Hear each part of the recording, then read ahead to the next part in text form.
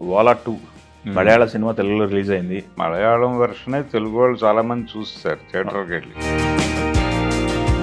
ఈ మధ్య కాలంలో రెస్పాన్సిబిలిటీ మీదంటే మీరని కొట్టుకుంటున్నారు తల్లిదండ్రులు, టీచర్లు. పేరెంట్స్లో ఉండేటువంటి డిజార్డర్స్ గురించి కూడా మాట్లాడారు ఈ సినిమాలో. ప్రతి ఒక్కడికి విదేశాలకు వెళ్ళిపోవడం అనేది ఒక ప్రోగ్రామ్గా మారింది. డబ్బులు అడ్జస్ట్ చేసి పంపించేద్దాం, తర్వాత వాళ్ళ నుంచి ఏదో గెయిన్స్ వస్తాయని అనుకుంటారు. కానీ జీవితాన్ని ఎలా అర్థం చేసుకోవాలనేది నేర్పాల్సిన అవసరం కూడా వాళ్ళకే ఉంది. ఒక జనరేషన్ ఎలా పొల్యూట్ అవుతోంది, ఎలా నాశనం అవుతోంది అనే దాని మీద ఎక్కువ కేంద్రీకరణ, దాన్ని బాగా ప్రజెంట్ చేయగలగటం అనేది గొప్ప విషయం. భరద్వాజ గారు, వాలా 2 మలయాళ సినిమా తెలుగులో రిలీజ్ అయింది. అవును, చూసాం. ఏంటి పరిస్థితి? అంటే ఆ సినిమా మలయాళం వెర్షనే తెలుగు వాళ్ళు చాలామంది చూస్తారు థియేటర్కి వెళ్ళి. థియేటర్లో కూడా చూశారు. దాదాపు 200 కోట్లు అనేది వాళ్ళు మాట్లాడుతున్నారు. అదే April 2 రిలీజ్ అయింది. 2 వారాల్లో 200 కోట్లు. 200 కోట్లు కానీ మలయాళంలో 200 కోట్లు అంటే చాలా పెద్ద విషయమే. స్టార్ హీరోల సినిమాలకు కంటే ఎక్కువ. అంటే అన్ని లాంగ్వేజెస్లోనూ అది గ్రాప్ చేయగలిగింది ఆడియన్స్ని. అన్ని లాంగ్వేజెస్లోనూ అంటే ప్రాంతీయ భాషల్లోకి అనువాదం కాకుండానే ఈ సినిమా మీద ఉన్న కాన్ఫిడెన్స్తోనూ, అలాగే ఆ సావిన్ ఎస్ఏ అనేటువంటి డైరెక్టర్ మీద ఉన్నటువంటి కాన్ఫిడెన్సా, లేకపోతే అసలు మలయాళం సినిమాల్లో ఏదో కొత్త విషయం ఉంటుంది అనేది జనాల్లోకి ఇంజెక్ట్ అయిపోయి ఏదో ఉండుంటుంది, సరదాగా వెళ్ళి చూద్దామని అలా మౌత్ పబ్లిసిటీతో నడిచింది ఆ సినిమా. ఓకే. అయితే ఇప్పుడు తెలుగులోకి తీసుకొచ్చారు ఆ సినిమాని, తెలుగు ఆడియన్స్కి దగ్గర చేయటం కోసం. మొత్తానికి తెలుగు ఆడియన్స్కి, రూరల్ ఆడియన్స్కి కనెక్ట్ చేయాలి అనేది వీళ్ళ ప్రోగ్రామ్. అందులో భాగంగా డబ్ చేశారు. దీనికి ఆల్రెడీ ఒక చర్చ జరిగింది సోషల్ మీడియాలో ఈ సినిమా మీద, రిలీజ్ కావడానికి ముందే మలయాళం సినిమా నుంచి. అంటే చాలా విషయాలు తడిమారు సినిమాలో. ఒక సరదా యూత్ సినిమా అనేది మాత్రమే కాకుండా జనరల్గా మనకి కాలేజీ బ్యాక్ డ్రాప్ సినిమాలు చాలా వచ్చినాయి ఈ మధ్య. అవును. ప్రతి సినిమాలోనూ సరదా జీవితాలు, కాలేజీలో లైఫ్, దానిలో నుంచి బయటకు వచ్చేటప్పుడు బాధలు, వీటితో నడుస్తుంది. అయితే దీంతో లింక్ అయ్యి అనేక అంశాలను నడిపాడు. ఆ నడిపే క్రమంలో టీచింగ్ సైడు, అలాగే కాలేజీ మేనేజ్మెంట్ వైపు నుంచి దొర్లుతున్నటువంటి లోపాలు, అవును, అవును, వాళ్ళకి అక్కడి నుంచి మొదలుపెట్టి స్టూడెంట్స్తో టీచర్స్కి ఉండాల్సినటువంటి రిలేషన్స్ ఎలా ఉండాలి, లోపలికి వచ్చిన తర్వాత అంటే జీవితంలో పేరెంట్స్ కంటే కూడా టీచర్స్ దగ్గరే ఎక్కువ టైం గడుపుతారు వాళ్ళు. గడిపినప్పుడు ఏం జరుగుతుందంటే ఈ మధ్య కాలంలో రెస్పాన్సిబిలిటీ మీదంటే మీరని కొట్టుకుంటున్నారు. అవును, తల్లిదండ్రులు, టీచర్లు, పేరెంట్స్ను వీళ్ళు. ఆ ఘర్షణలో స్టూడెంట్స్ వాళ్ళ దారి వాళ్ళు చూసుకుంటున్నారు. ఈ పోకడని ప్రధానంగా కేంద్రీకరించాలి అనుకున్నాడు అతను. అక్కడి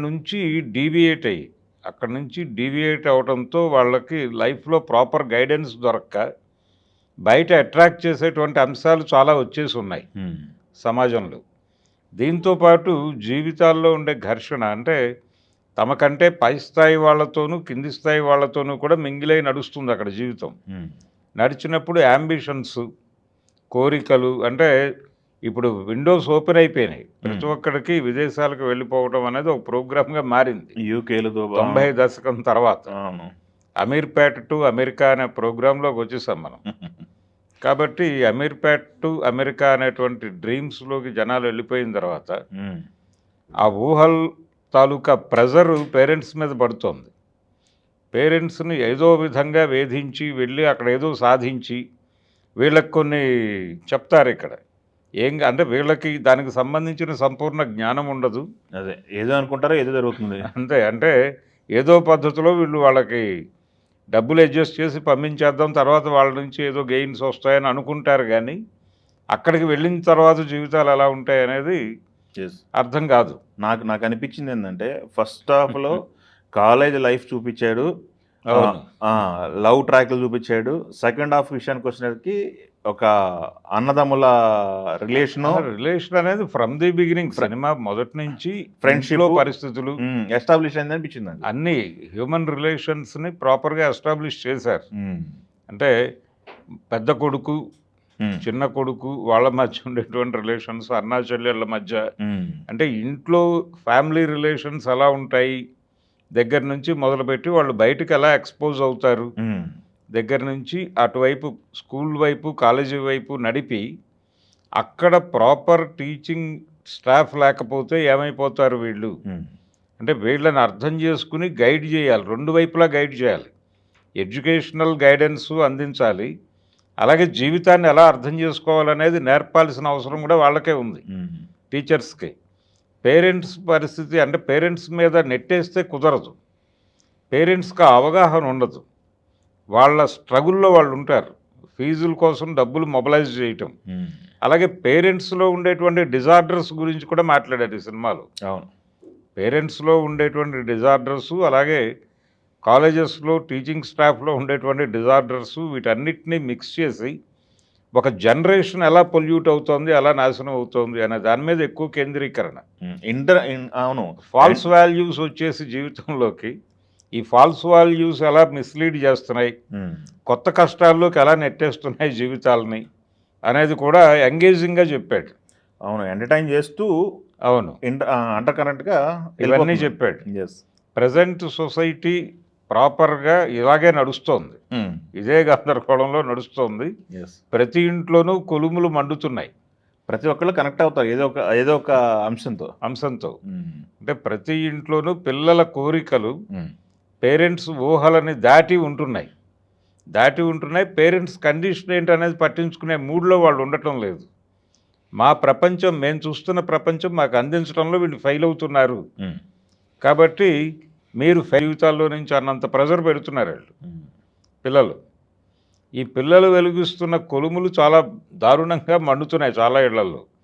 ఇది ఎప్పుడైతే వాళ్ళకి జరగదో డిప్రెషన్లోకి వెళ్ళిపోతున్నారు. నా జీవితం ఇంతే అనే డిప్రెషన్లోకి వెళ్ళిపోయి అక్కడ నుంచి సైకియాట్రిక్ ప్రాబ్లమ్స్తో వాళ్ళు పేరెంట్స్ మీద దాడులు చేయటం దాకా పెడుతోంది. వీళ్ళని తీసుకెళ్ళి ఏదో సైకియాట్రిస్ట్ దగ్గర కౌన్సిలింగ్, ఇప్పుడు చాలామంది సైకియాట్రిస్టులకి అద్భుతమైన వ్యాపారం వీళ్ళ నుంచే నడుస్తుంది, పిల్లల నుంచే. ఇదివరకు రోజుల్లో సైకియాట్రిక్ డాక్టర్లకు పెద్దగా పని ఉండేది కాదు. ఇప్పుడు గత 15 సంవత్సరాల నుంచి వాళ్ళ వ్యాపారం చాలా పుంజుకుంది. రీజన్ ఇదే, ఎడ్యుకేషన్ సిస్టంలో ఉన్నటువంటి లోపాలన్నీ పిల్లల్ని పిచ్చివాళ్ళుగా మారుస్తూ పేరెంట్స్ని గందరగోళంలోకి నెట్టి ఎనిమీస్గా మార్చేసి, శత్రువులుగా మార్చేసి, ఇంట్లో పరస్పరం శత్రువులుగా మారిపోతున్నారు, కాలేజీల్లో శత్రువులుగా మారిపోతున్నారు. ఈ గందరగోళపు వాతావరణాన్ని ఒక్కసారి కళ్ళ ముందు ఆవిష్కరించి, బాబు మీరు ఇలా సెటరైట్ చేసుకోకపోతే మీ జీవితాలు ఇలాగే, అంటే ఒక జనరేషన్ 2-3 జనరేషన్స్ పొల్యూట్ అయిపోతాయి అన్న పద్ధతిలో అక్కడికి తను సినిమాని లొకేట్ చేసింది ఒక middle class, lower middle class students వెళ్ళేటువంటి ఒక మిషనరీ కాలేజీలో పెట్టాడు. కార్పొరేట్ దీనికి కూడా వెళ్ళాలా, వెళితే అది ఇంకొక పద్ధతిలో ఉండుండేది జీవితం, అదొక గందరగోళం. అంటే ఇదే సెక్షన్ పీపుల్ అక్కడికి వెళితే ఇంకా గ్యాప్స్ పెరిగిపోయి జీవితం ఇంకా గందరగోళంగా కనిపిస్తుంది వాళ్ళకి. అందుకని ఒక లిమిటెడ్ ఏరియాకే వెళ్ళాడు తను, అక్కడే ఇన్ని గందరగోళాలు ఉన్నాయి. అంటే తెలుగుకి కరెక్ట్గా అడాప్ట్ చేశారనిపించిందా మీకు? తెలుగుకి అడాప్ట్ చేశారు, అడాప్షన్ బాగుంది. అలాగే మనకి ఎలాగూ అర్థమవుతుంది మలయాళం, అక్కడ ఉన్నటువంటి ఇన్ఫ్లుయెన్స్లు ఏమిటి ఇవన్నీ కూడా మనకు తెలుసు కనుక కనెక్ట్ అయిపోతాం. సినిమా మలయాళం డబ్బింగ్ చూస్తున్నాము అనే స్పృహతోనే వస్తారు ఆడియన్స్. డైలాగ్స్ కూడా పెద్దగా ఇబ్బంది పెట్టలేదు. అలాగే స్లాంగ్ కూడా ప్రాపర్గా ఎంచుకున్నారు. ఒక పోలీస్ క్యారెక్టర్కి నేనే చెప్తున్నా, అదే నేనే మాట్లాడబోయా ఇప్పుడు. అది బాగా అట్రాక్ట్ చేసింది అందరిని థియేటర్లో. అంటే ఏదో ఒక క్యారెక్టర్ని ఎంచుకొని తాను చెప్పదలుచుకునే సెంట్రల్ ఐడియా అని చెప్పాలి. అవును, అది డైరెక్టరు రైటరు బాధ్యత. ఆ బాధ్యత కోసం వాళ్ళు ఆ క్యారెక్టర్ని ఎంచుకుని ఆ క్యారెక్టర్తో మొత్తం జీవితాలను రివ్యూ చేయించడం ద్వారా ఆడియన్స్కి కనెక్ట్ చేయగలిగారు. అదొకటి. దుబాయ్లో కొన్ని సీన్లు, అవును, దుబాయ్ ఏమిటి మీకు అక్కడ కూడా, అంటే యూకే సీన్లు ఎలా ఉంటాయి జీవితాలు అనేది. అవును, అంటే వీళ్ళు ఏదో ఇక్కడ ఈజీ అనుకుంటారు. రెండోది, మనం తెలియని ప్రాంతంలోకి వెళ్ళిపోయి మనం ఏ పని చేసినా డబ్బులు సంపాదిస్తాం కదా, అనే భ్రమకి గురవుతారు. కానీ అసలు ఇక్కడ అలవాటు లేని వాళ్ళు అక్కడికి వెళ్ళి ఎలా పనిచేస్తారు అనేది కదా ప్రశ్న. అక్కడికి వెళ్ళి చేస్తాం, ఇక్కడ ఎవడో చూస్తాడు అని మాట్లాడతాడు. False values. ఆ ఫాల్స్ వాల్యూస్ వలన జీవితాలు ఎలా నాశనం అవుతాయి అనేది ప్రధాన కంటెంట్. అది బాగా డ్రైవ్ చేయగలిగారు సినిమాలో. జనరల్గా ఒక పర్పస్ ఉండాలి కథకి అని అనుకోవాలి డైరెక్టర్. ఏదో సరదాగా 4 జోకులు పెట్టి నడిపేశాం యూత్ఫుల్ ఎంటర్టైనరు అంటే కుదరదు. ఇందులో ప్రాపర్ ప్రేమ కథ కూడా ఉంది. ప్రేమ కథ ఉంది, ఎంటర్టైనింగ్ ఉంది, ఘర్షణలు ఉన్నాయి, యుద్ధాలు ఉన్నాయి, అన్నీ ఉన్నాయి, రిలేషన్స్ ఉన్నాయి.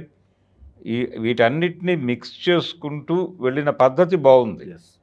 అందుకని అది ఊరికనే జనాలు కనెక్ట్ అవ్వలేదు సినిమా.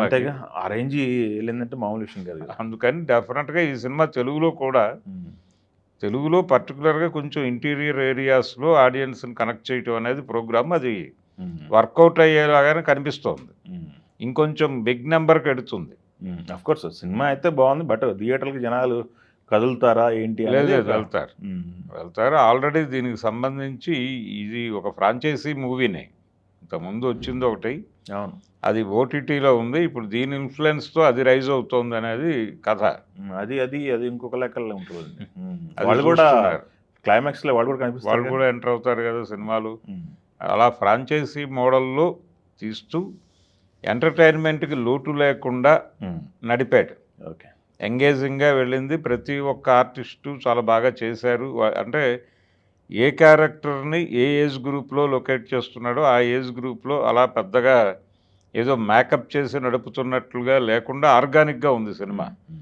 అది మలయాళం సినిమాల్లో ఆ ధోరణి ఉంది మొదటి నుంచి. ఆ లొకేషన్స్లో కూడా ఎక్కడా కృత్రిమత్వం ఉండదు. అలాగే వీళ్ళు తెలుగులోకి తీసుకొచ్చేటప్పుడు చాలా కేర్ తీసుకున్నారు. ఆ కేర్ తీసుకున్నారు. అది రిలీజ్ చేసినటువంటి సంస్థ కూడా ఆ కేర్ తీసుకుంది. అవన్నీ కలిసి సినిమాని మన నేటివిటీలోకి తీసుకొచ్చింది. ఇది అన్ని ప్రాంతాలలోనూ ఉన్న సమస్యలే, కేవలం అక్కడ మాత్రమే ఉన్నది కాదు. 95 తర్వాత ప్రతి ఒక్క ఊళ్ళోనూ ప్రతి ఒక్క ఇంట్లోనూ ఉన్న కొలిమే ఇది. దాన్ని బాగా ప్రజెంట్ చేయగలగటం అనేది గొప్ప విషయం. Okay, thank you. Telugu one